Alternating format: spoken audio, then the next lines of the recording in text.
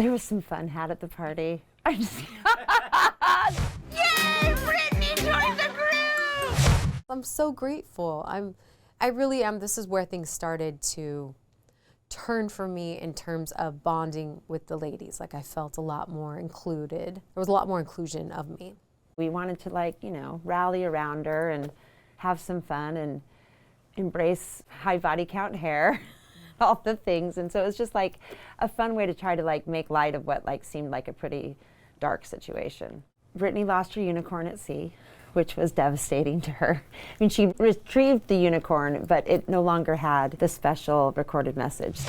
Good night, baby. You are loved. That's right. I'm throwing that shit overboard. We thought that might be fun to replace that as a token of kindness and friendship. I love Mary's message that was just a blank recording. Yeah, because she had nothing to say to her. Tell us what you recorded. No, she can hear it.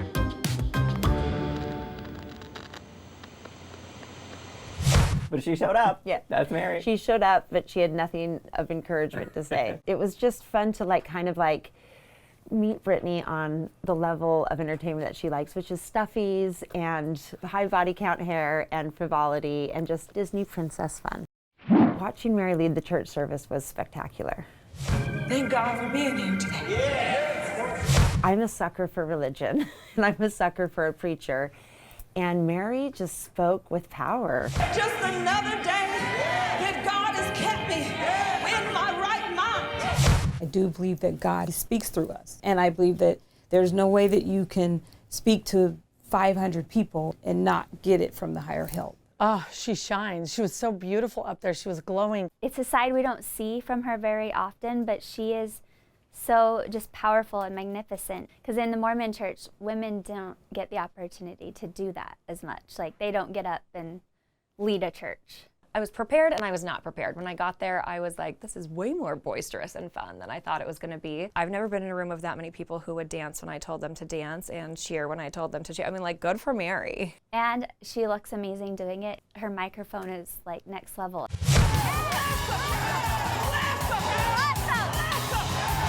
Every church I go to is very reverent, you sit, you have to hold still, you get pinched if you move. I grew up Mormon and it's much more quiet. I tried to take my daughter to church when she was little and I'd always be like, you may not talk during this portion of things. You may not crinkle your cheesy poof wrapper during this portion of things. And I think you see me kind of politely clapping along. Even I don't know that it's okay in a church to be clapping that loudly. It was very different than the Greek Orthodox Church. We're very quiet and in our church, and it was just fun and dancing, and it was amazing to see everyone express themselves and her inspire people. The ladies all feel that you're in your element when you're up there. So how does it feel to hear that from them?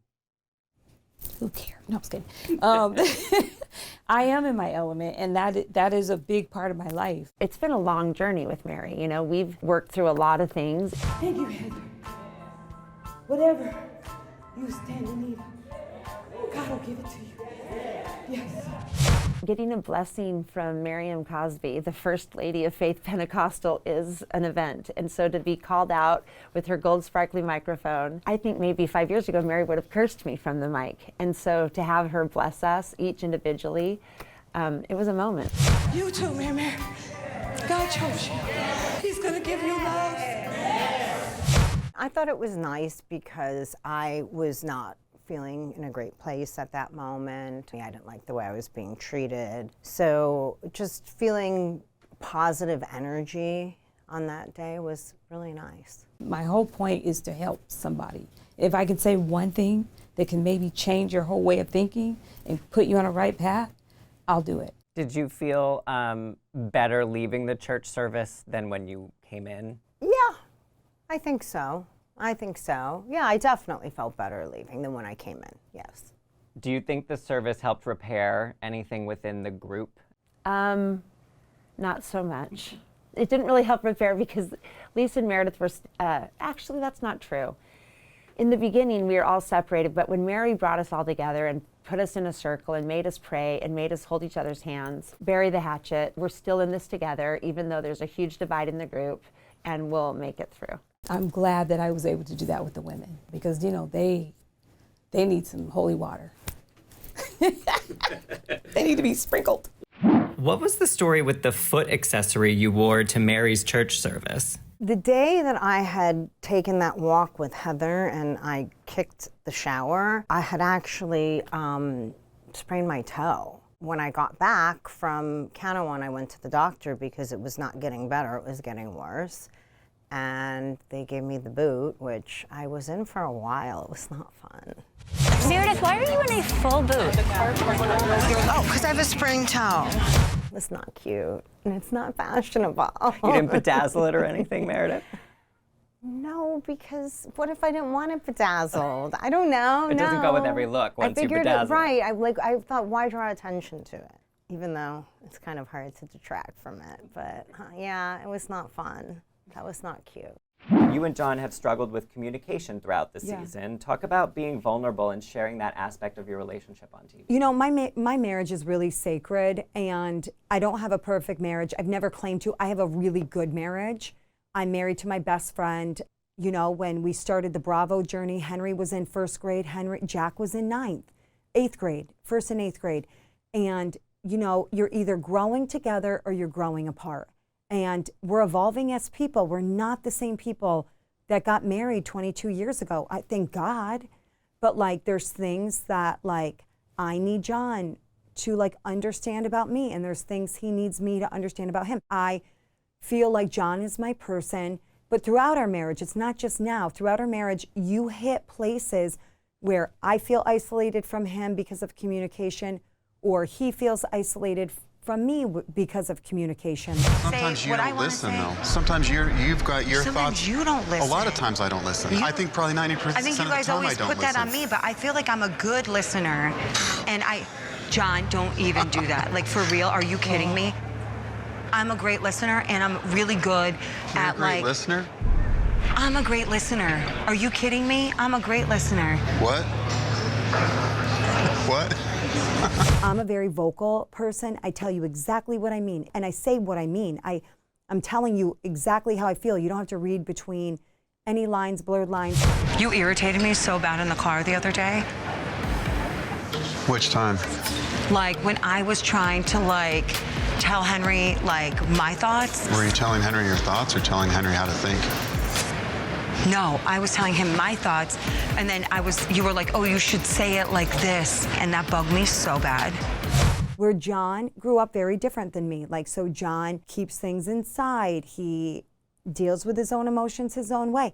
And so I think that you can get to points in your marriage where you're like, I love this person, I'm attracted to this person still, I want this marriage, but where you feel disconnected. And I feel like when Terrence said it at the reading. Who's the water sign? Pisces, Scorpio, Cancer? Scorpio. How did you know? My husband. Why do you feel like you're just rebuilding trust? I don't know. It's like an elastic band. You guys keep snapping back together. You need to figure out how to communicate to each other again. That's probably true. The things that he said have come true. He mentioned that I needed to have Justin get his heart checked, and it turned out that Justin needed to be checked. He said that we were going to have a problem with my lawn in the summer, and we did. My son was going to hurt his left leg. And then Electra's horse, he said her horse was going to sustain an injury in June. And the second to last day of June, Electra's horse got injured, and she couldn't finish the competition. That's crazy. I know. Normally I don't believe that stuff. Like, you know, I'll work with an intuitive empath or somebody to talk through my feelings. But when he said that, it struck a chord with me because I had discord with my friends, someone that Angie, I've put a lot of energy into our friendship. I've been a great friend to her. So to have her treating me poorly and saying egregious things to me, and then Terrence saying this about me and John, I'm like, I just feel overall all disconnected from like my friendships, my feelings, my husband, like all of it. And like, you know, when you hear truth, I think it can, you know, either make you say, or not even truth, when you hear something, you can say that resonates with me or it doesn't, and it resonated with me. Like, you know, and it doesn't make it doesn't mean our marriage is over. It doesn't mean we're like hate each other. It's literally being honest about the fact that like we're in a period where we're disconnected. I mean, you remember I threw his Rolex out the car window.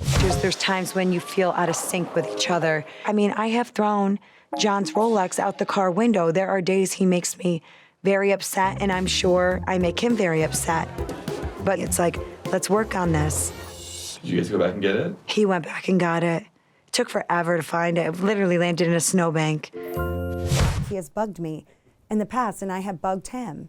You know, and I've always been honest about everything. If someone asks me, I mean, I'll go in FedEx and be like, don't help John today, he's bugging me, you know? And everyone knows when he's bugged with me too. It's not one-sided.